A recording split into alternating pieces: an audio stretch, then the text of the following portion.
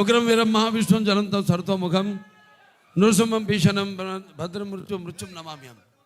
ఇవాళ పొద్దునే ముందు సింహాచలానికి వెళ్ళి లక్ష్మీ నరసింహస్వామి యొక్క ఆశీస్సులు తీసుకుని ఇవాళ స్వాతి నక్షత్రం అంటే ఆ స్వామివారి జన్మ నక్షత్రం కూడా ఇవాళ మా నాన్నగారి జన్మ నక్షత్రం కూడా స్వాతి నక్షత్రం. అంటే కొన్ని వాటికి ఆ భగవంతుడే నిర్ణయిస్తాడు ఏది ఎప్పుడు జరగాలన్నది. నేను చాలా సందర్భాల్లో చెప్పడం జరిగింది. చాలామందిని మహానుభావులు అంటాం, కానీ స్నేహాభిపరణాశోక్తి ప్రత్యయంత విద్యతే స్వల్పస్య ధర్మస్య తాయితే మయతో భయాత్ అంటాం. అది అందులో ఇవాళ జరిగింది కూడా అదే. ఇవాళ ఆ లక్ష్మీ నరసింహస్వామి నక్షత్రం అయితేనేటి పుట్టిన నక్షత్రం ఉద్భవించిన నక్షత్రం అయితేనే ఆ విష్ణు వంశం. అలాగే మా నాన్నగారి స్వాతి నక్షత్రం అవ్వడం ఏంటి, ఇలా ముందు మన దెబ్బేంటో హిందీ వాళ్ళకి చూపించాం. మొన్న బాంబేలో అంటే ఇంట గెలిచి రచ్చ గెలవమంటారు. ఇంత గెలిచేసాం మా కాంబినేషన్నే వస్తుందంటే ఇప్పుడు రచ్చ గెలిచి అంతే, రచ్చ గెలవడానికి రచ్చ చేసాం. అక్కడ బ్రహ్మాండంగా వాళ్ళు సినిమాని వాళ్ళు మేము రిలీజ్ చేసిన ఘోర ఏదైతే థీమ్ సాంగ్ ఉందో అద్భుతంగా వాళ్ళు దాన్ని ఆస్వాదించారు. మళ్ళీ వాళ్ళ విశాఖపట్నం ఏదైతే మన ఆంధ్ర రాష్ట్ర ఆర్థిక రాజధాని అయిన విశాఖపట్నంలో ఈ కార్యక్రమం జరుపుకోవడం అంటే విశాఖపట్నానికి నాకు చాలామంది చూస్తుంటాను, ప్రతి వీధిలో షూటింగ్ చేశాను. ఇక్కడ నాకు తెలియని వీధి అంటూ లేదు. ఇక్కడ ఎన్ని సినిమాలు. ఈయనమ్మో గుర్రం మీద నన్ను తీసుకెళ్ళి అప్పుడు అదేది మన లెజెండ్ సినిమాలో 10,000 మంది ఉన్నారు, మీరు చూశారు. అది గుర్రం మీద అద్దం పగలు కొట్టుకుని వెళ్ళడం, ఎన్నో. ముందుగా సరే, నాకు ఇంత ధన్యమైన జన్మనిచ్చి నన్ను మీ అందరి గుండెల్లో ఆయన ప్రతిరూపంగా నిలిపినందుకు దైవాంశ సంబుధుడు విశ్వానికే విశ్వ నటన ఎలా ఉంటుందో చూపించిన కారణ జన్ముడు, నా గురువు, నా దైవం, మా తండ్రి గారిన విశ్వవిఖ్యాత నట సార్వభౌమ నటరత్న కళా ప్రపూర్ణ డాక్టర్ పద్మశ్రీ నందమూరి తారక రామారావు గారికి ఆయనకి నా అంటే ముందు అంటే వాగ్రత సంపర్తం వాగ్రత ప్రతిపత్తే జగతో పితరు వందే పార్వతీ పరమేశ్వరం. అటు తల్లి యస్మాత్ పార్థిపత ప్రాతుర్పుత్ర భక్తి గురుణ సంతుల మాంసే సహస్రం తస్మై సర్వజ్ఞ మూర్తే పిత్రే.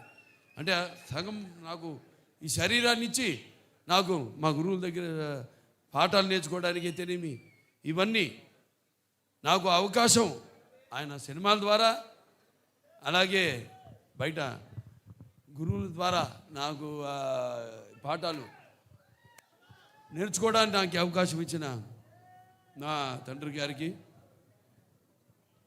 అలాగే మా తల్లిగారు బసవతారకం గారికి, వాళ్ళకి ఈ సభాముఖంగా నా ధన్యవాదాలు తెలియజేసుకుంటూ ఇప్పుడు మన సినిమా విషయానికి వస్తే తాండవం, అఖండ తాండవం మొదటి సినిమా భాగం చూశారు మీరు. ఆనాడు ఆ కోవిడ్ పరిస్థితుల్లో ఆ పాండమిక్లో చిత్రం విడుదల కావడం మొట్టమొదటి భారతీయ చిత్రం. అసలు జనం వస్తారా రారా థియేటర్ కన్నా పరిస్థితుల్లో ఆ సినిమాను విడుదల చేయడం, దాని తర్వాత అది ఘన విజయం సాధించడం, అందరికీ ధైర్యం రావడం, వాళ్ళు కూడా వాళ్ళ సినిమాల్ని విడుదల చేయడం, మన వాళ్ళే కాదు యావత్ భారతదేశపు చలనచిత్ర పరిశ్రమ కూడా వాళ్ళ సినిమాలన్నీ ధైర్యంగా వాళ్ళు విడుదల చేయడం జరిగింది. ఇవాళ మళ్ళీ అఖండ తాండవంతో మేము ముందుకు వస్తున్నాం. చూసాక పాట ఎలా ఉంది?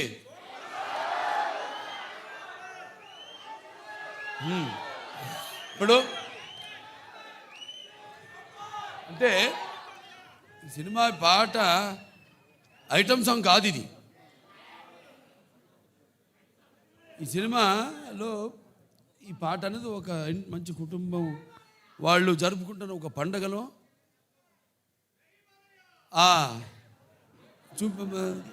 తీసిన పాట ఇది. సో ఈ సినిమా చూస్తారు మీరు. ఈ పాటే కాదు, సినిమాలో మా సంయుక్త మెనన్ ఆవిడ పాత్రను చూస్తారు మీరు. పాటలో గ్లామర్ చూశారు. ఇప్పుడు ఆవిడ రేపు సినిమాలో ఆవిడ పాత్ర ఎంత అద్భుతంగా ఆ పాత్రకు, అంటే మన దర్శకులు బోయపాటి శ్రీను గారు మరి ముత్యాలు వేటువాలుగా దొరికితే చూడడానికి ఎంత అందంగా ఉంటాయో అంత అందంగా నటినట్టు నుంచి భావాల్ని రాబట్టగలిగిన దర్శకుడు మా బోయపాటి శ్రీను గారు. అంత బాగా బ్రహ్మాండంగా ఆ పాత్రను రచించి అంత అద్భుతంగా ఆవిడలోంచి ఆ భావాల్ని ఆ పాత్ర చూస్తారు రేపు మీరు. ఎంత అద్భుతంగా ఆవిడ కూడా నటించి ఎంత బాగా ఆ పాత్రకు న్యాయం చేసిందో. అలాగే మా భాను మాస్టర్ గారు ఉన్నారు ఇక్కడ. ఏది మన అక్కడ జయపాలయ్య పాట, ఇప్పుడు మళ్ళీ ఈ పాట చాలా అద్భుతంగా ఆయన కంపోజ్ చేయడం జరిగింది. మూమెంట్స్ అన్నీ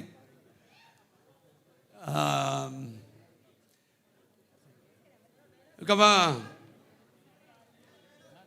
మ్యూజిక్ డైరెక్టర్ నందమూరి తమన్ నాకు చెప్పక్కర్లేదు, అది ఆయనే చెప్తాడు. ఆయన చెప్తేనే బాగుంటుంది. ఆయన గురించి ఆయనే చెప్పుకుంటే బాగుంటుంది. ఎందుకంటే పూర్వకాలం ఇప్పటికీ పాపం నిద్రలేని రాత్రులు ఎన్ని గడుపుతున్నాడు. అదే ఒక సమిష్టి కృషి. ఒక సినిమా అంటే ఒక 2 చేతులు కలిస్తేనే చప్పుడు అవుతుంది, శబ్దం వస్తుంది. అలాగే అందరి ఈ కలయిక ఈ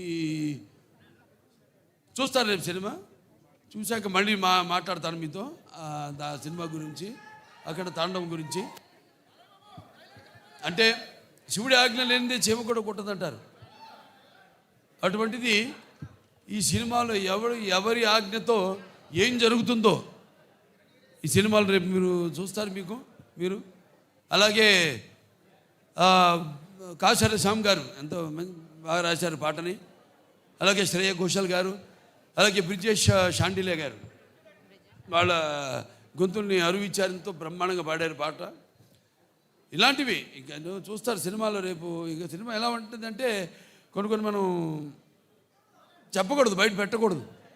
థియేటర్లో చూసినప్పుడే మీకు తెలుస్తుంది. ఎందుకంటే అఖండ ఒక మొదటి భాగాన్ని పెద్ద అందరినీ ఎంతో సంబరాశ్చర్యాలకి గురి చేసింది ఆ సినిమా. అటువంటిది ఈ సినిమా మీద మీ ఎక్స్పెక్టేషన్స్ ఎలా ఉంటాయి?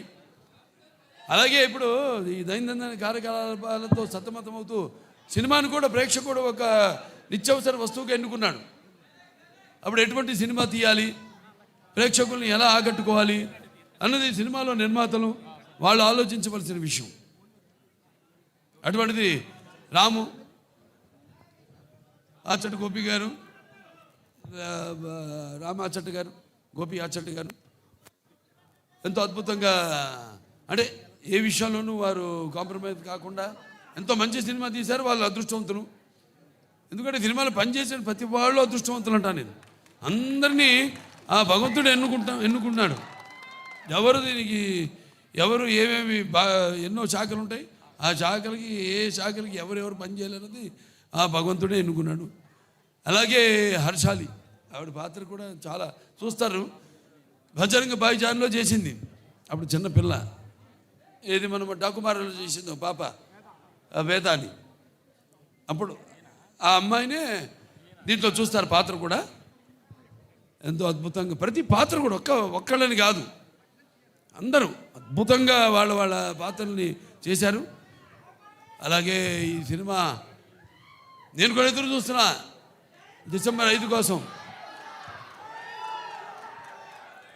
ఇవాళ పొద్దున హిందూపూర్ నుంచి వచ్చాను. 3 రోజులు హిందూపూర్లో పర్యటించి అక్కడ పనులను చూసుకుని ఇవాళ ఇక్కడికి రావడం జరిగింది. మళ్ళీ ఇక ఈ సినిమా మొదటి ఫంక్షన్ అక్కడ చేయడం. ఇది కేవలం తెలుగు సినిమా కాదు, ఇది మన భారతీయ అంటే సనాతన హైందవ ధర్మం అంటే దాని ఒక శక్తి, దాని యొక్క గౌరవం, అలాగే దాని యొక్క పరాక్రమం ఏంటో ఈ సినిమాలో చూస్తారు మీరు. అంటే మన సనాతన హైందవ ధర్మం అన్నది మన జాతి మూలాలు.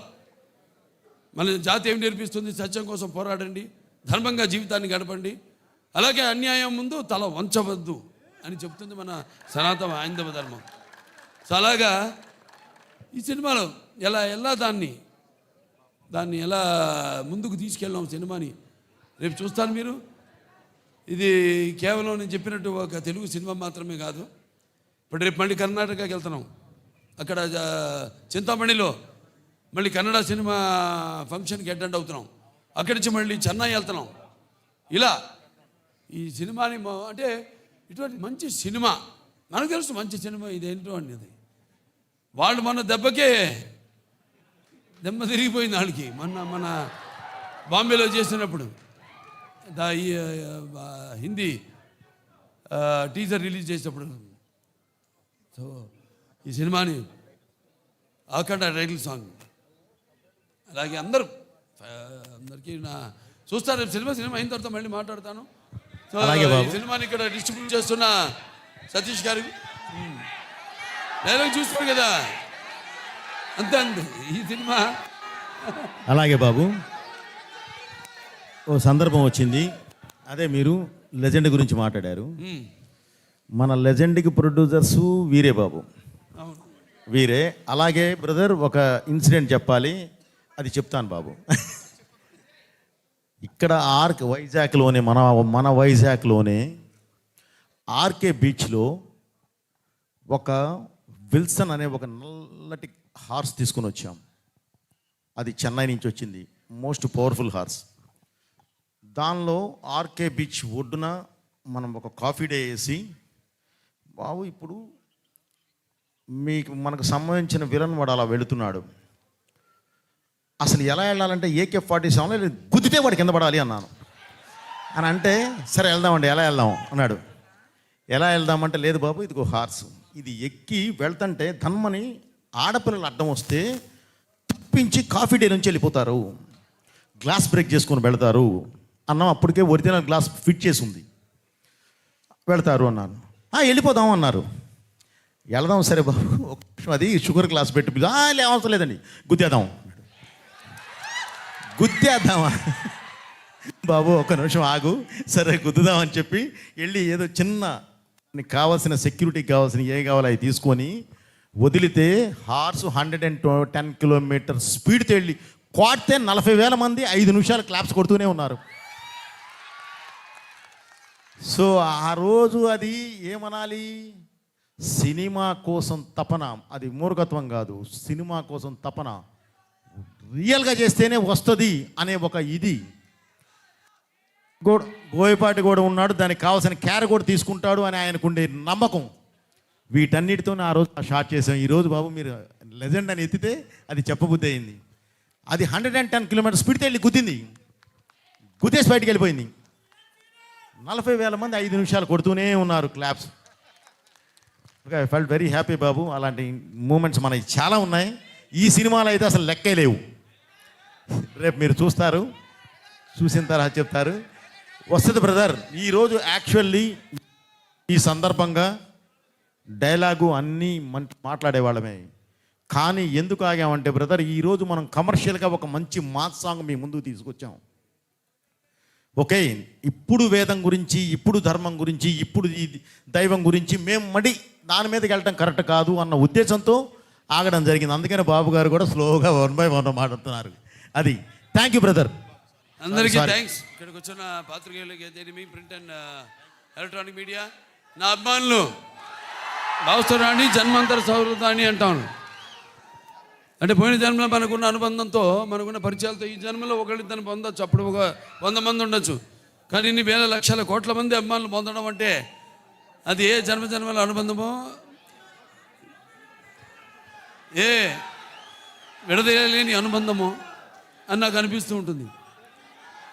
సో చెప్పాము బాబు, ఇప్పుడు మేము రిలీజ్ చేసింది మంచి పాట, ఐటమ్ పాట కాదు ఇది. సినిమాలో చూస్తారు ఈ పాట ఏ సందర్భంలో వస్తుందో మీరు చూస్తారు రేపు. ఏ రుణానుబంధము కూడా అనిపిస్తుంది నాకు. సో కాబట్టి బాబు ఇది